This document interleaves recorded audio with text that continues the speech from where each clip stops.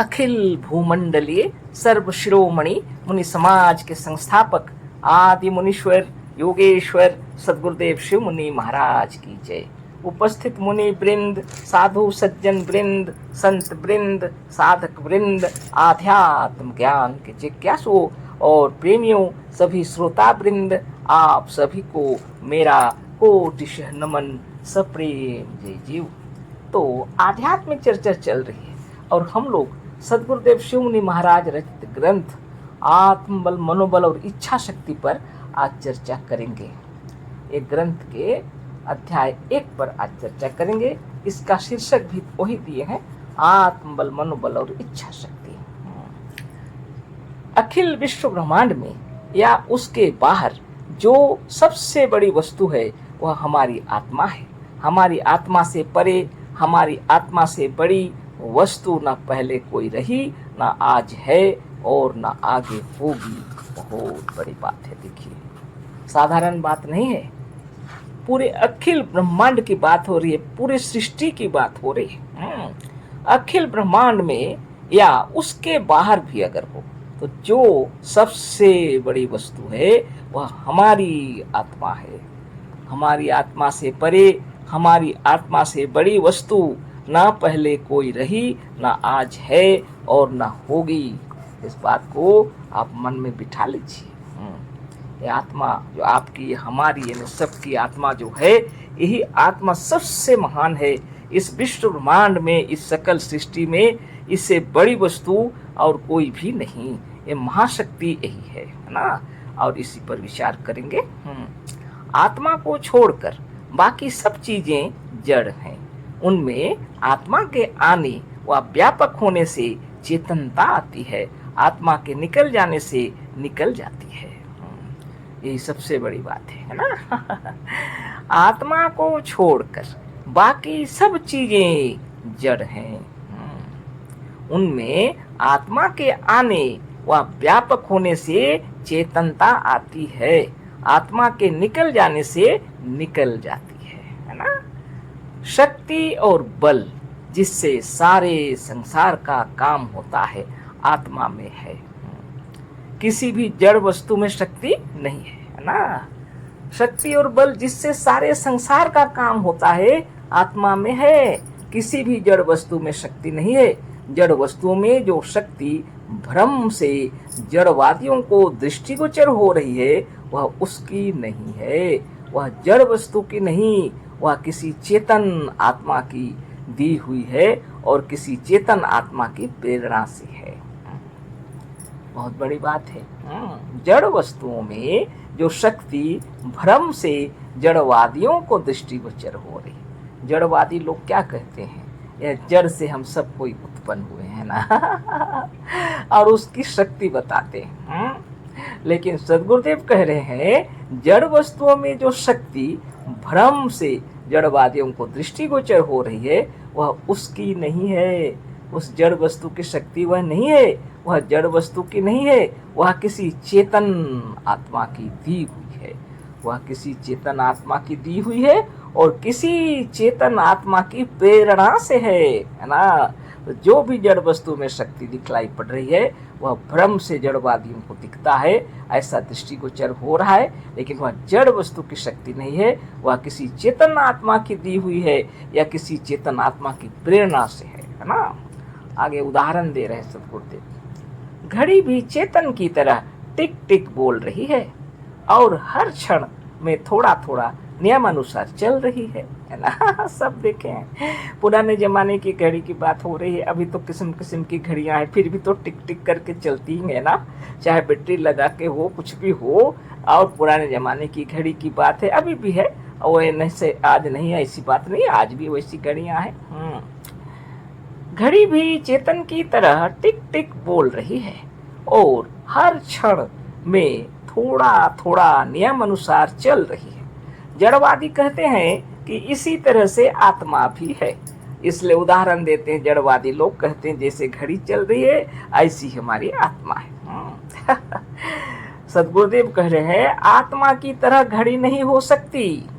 घड़ी जड़ है, आत्मा चेतन है। आप ही विचार कर लीजिए। आत्मा की तरह घड़ी भी नहीं हो सकती है और घड़ी की तरह आत्मा भी नहीं हो सकती है, क्योंकि घड़ी जड़ है, आत्मा चेतन है। घड़ी बंद पड़ी रहती है और सर्वदा बंद पड़ी रहे, है ना। यदि कोई आत्मा इसी चाबी देकर चला ना दे, घड़ी यदि बंद है तो बंद पड़े रहेगी, हमेशा हमेशा के लिए बंद पड़े रहेगी। यदि कोई आत्मा इसे चाबी देकर चला दे तभी चलेगी, नहीं तो बंद पड़े रहेगी। जब तक कोई आत्मा इसे चाबी देकर ना चला दे वो बंद पड़े रहेगी। घड़ी का आविष्कार या सृष्टि भी एक आत्मा ने की है, सभी को पता है ना। घड़ी का आविष्कार या सृष्टि भी एक आत्मा ने की है। आविष्कार हो जाने पर भी आत्मा के बनाने पर बनती है और आत्मा के बिगाड़ देने पर बिगड़ जाती है ना। आविष्कार हो जाने पर भी घड़ी आत्मा ने बनाए हैं, आत्मा ही बिगाड़ सकते हैं। किसी आत्मा ने बनाई है घड़ी को, अगर बनाने पर बनती है, आत्मा के बनाने पर बनती है, आत्मा के बिगाड़ने पर बिगड़ भी जाती है। और बिगड़ी हुई घड़ी को भी कभी कभी रिपेयरिंग कर भी देते हैं। ये तो आत्मदेव के ऊपर निर्भर करता है। और इस मशीन की जो जानकार हैं, है ना, वो बना लेते हैं, है ना। हर विषय की जानकारी हर एक मस्तिष्क के अंदर में अपने अपने तरीके से है, जो इसको अच्छी तरह से समझे हुए हैं और बहुत ट्रेनिंग लिए हुए हैं, शिक्षा उनको मालूम है, उस विषय में ज्ञान है, वही बना सकेंगे और बना भी सकते हैं, आविष्कार भी कर सकते हैं। अब बहुत बड़ी बात तो ये है कि घड़ी में इच्छा नहीं है, गुरुदेव कह रहे हैं, आपको भी मालूम है। क्योंकि जड़ में इच्छा नहीं हो सकती, जड़ में कैसे इच्छा हो। इच्छा शक्ति आत्मा की शक्ति है। घड़ी वर्षों पड़ी रह जाएगी पर बिना किसी आत्मा के चलाए अपनी इच्छा से ना चलेगी, ना हिलेगी, ना उठेगी और ना बैठेगी। जड़ चीजें भी चलती हैं पर आत्मा के चलाने से चलती हैं, खुद नहीं चलती, है ना। धन्य धन्य सद्गुरुदेव शिव मुनि महाराज की जय। भ्रम को दूर करने के लिए घड़ी का उदाहरण दिए हैं गुरुदेव, है ना। घड़ी वर्षों पड़ी रह जाएगी पर बिना किसी आत्मा के चलाए नहीं चलेगी, है ना। बिना किसी आत्मा की इच्छा से नहीं चलेगी। आत्मा जब इच्छा करती है घड़ी को चलाती है। आत्मा के बिना इच्छा से घड़ी ना हिलेगी, ना डोलेगी, ना उठेगी, ना बैठेगी। जड़ चीजें भी चलती हैं पर आत्मा के चलाने से चलती हैं, खुद नहीं चलती, है ना। अखिल विश्व ब्रह्मांड चल रहा है, चलाने वाली शक्ति आप है। गुरुदेव क्या लिखे ऊपर में, अखिल विश्व ब्रह्मांड में या उसके बाहर जो सबसे बड़ी वस्तु है वह हमारी आत्मा है। हमारी आत्मा से परे, हमारी आत्मा से बड़ी वस्तु न पहले कोई रही, ना आज है और ना आगे होगी, है ना। चाहे जितना भी परीक्षण करके देख लेंगे अंत में यही सिद्ध हो जाएगा। सबसे बड़ी बात है, आत्मा को जब भोजन की आवश्यकता होगी, भोजन की इच्छा होगी या भूख लगेगी तो वह स्वयं उठेगी और भोजन लेकर खा लेगी, है ना। सबको पता है ना। हर जीव जंतु को पता है, चाहे वो पढ़े लिखे हो या ना हो, जैसे भी हो, लेकिन भोजन जब इच्छा होती है तो खा लेते हैं, भूख लगती है महसूस करते हैं, है ना। ये आत्मा के अंदर ऐसी शक्ति है। आत्मा को जब भोजन की आवश्यकता होगी, भोजन की इच्छा होगी या भूख लगेगी तो वह स्वयं उठेगी और भोजन लेकर खा लेगी। पर घड़ी को आज तक कभी किसी चीज की इच्छा नहीं हुई। पर घड़ी को आज तक, है ना, कभी किसी चीज की इच्छा नहीं हुई। कैसे इच्छा होगी, यह तो जड़ है। कभी ऐसा नहीं हुआ कि घड़ी चलने की इच्छा करके अपने से उठी हो और चाबी लेकर अपने में चाबी देकर चलने लगी। कभी ऐसा हुआ है क्या? कि घड़ी की इच्छा हुई चलने की तो उसने उठ करके चाबी लेकर अपने में चाबी डाल दिया और चला। ऐसे कभी कोई किसी ने देखा है? कभी भी नहीं। अपने में चाबी देकर चलने लगी वैसी कोई घड़ी आपने देखी है?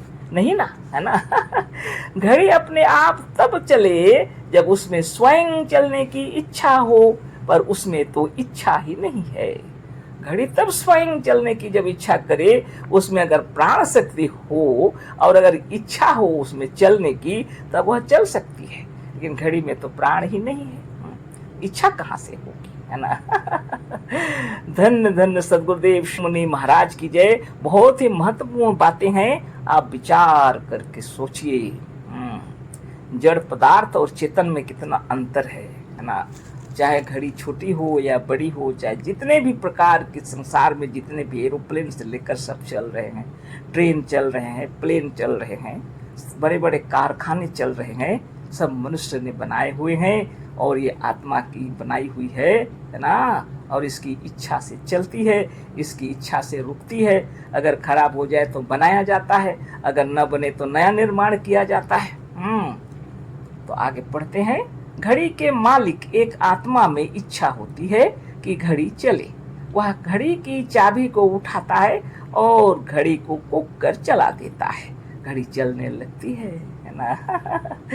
घड़ी के मालिक की जब इच्छा होती है कि घड़ी चले तो वह उठ कर वह चाबी लेकर के घड़ी को कुक करके चला देती है ना, और घड़ी चलती है। घड़ी के ऊपर यदि गर्द पड़ जाए या उसके पुर्जों के भीतर गर्द जम जाए तो वह अपने से अपनी गर्द ना झाड़ सकती है, ना पोंछ सकती है और ना धो सकती है। सदगुरुदेव शिव मुनि महाराज की जय। बहुत बड़ी बात है, हृदय में विचार कर लीजिए। इतनी बड़ी बात गुरुदेव बतला रहे हैं आपको। यह साधारण बात नहीं है, है ना, बहुत बड़ी बात।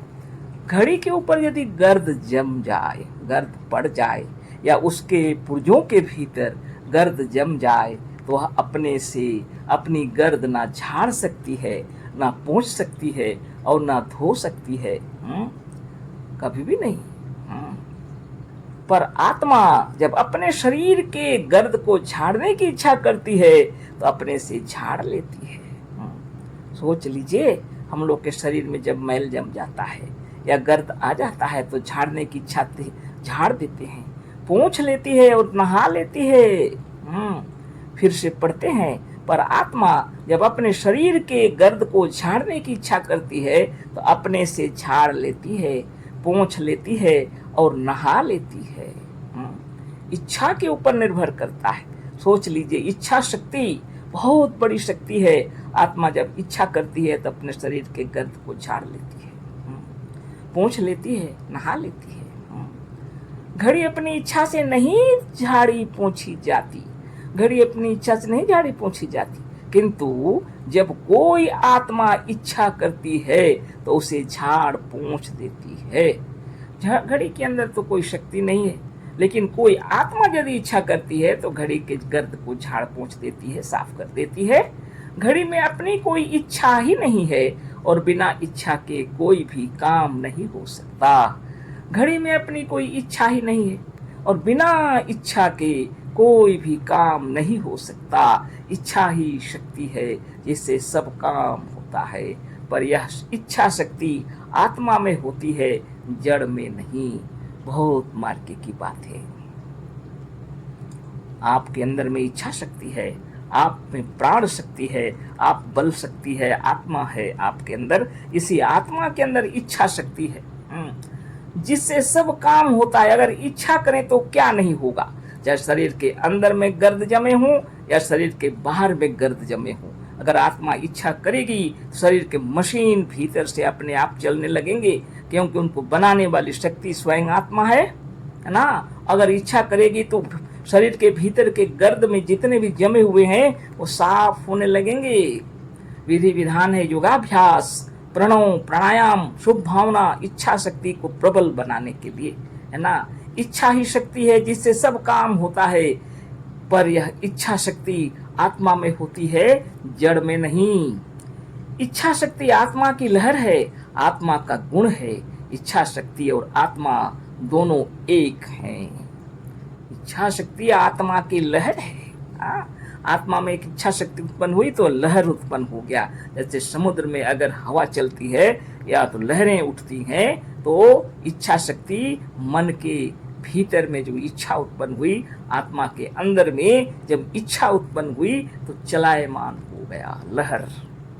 जहां जहां आत्मा है वहीं वहीं चेतनता है, और जहां जहां चेतनता है वहीं वहीं आत्मा है। जहां जहां आत्मा है वहीं वहीं चेतनता है, और जहां जहां चेतनता है वहीं वहीं आत्मा है। आत्मशक्ति, इच्छा शक्ति और मनोबल तीनों एक हैं।